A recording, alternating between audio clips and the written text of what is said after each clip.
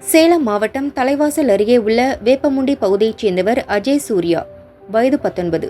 கல்லூரி மாணவரான இவரும் 19 வயது இளம்பெண் ஒருவரும் ரொம்பவே டீப்பா லவ் பண்ணாங்க. வழக்கம் போல பெத்தவங்க காதலுக்கு பச்சை கொடி காட்டாம கருப்பு கொடி காட்டி கடும் எதிர்ப்பு தெரிவிச்சாங்க. போடா போடா புண்ணாக்கு, போடாத தப்பு கணக்கு என எள்ளி நகையாடிய காதல் ஜோடி வீட்டை விட்டு ஓடிப்போய் கண்ணாலம் கட்டிக்க முடிவு செஞ்சாங்க.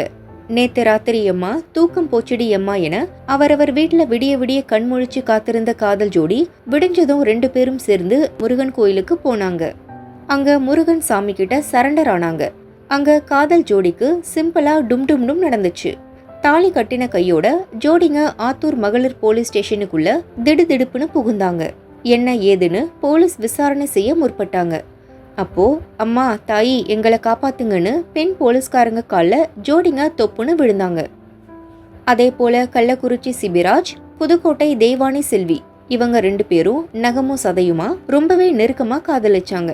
வழக்கம் போல எதிர்ப்பு தெரிவிச்சு 2 தரப்பு பெத்தவங்க காதலுக்கு கட்டைய போட்டாங்க.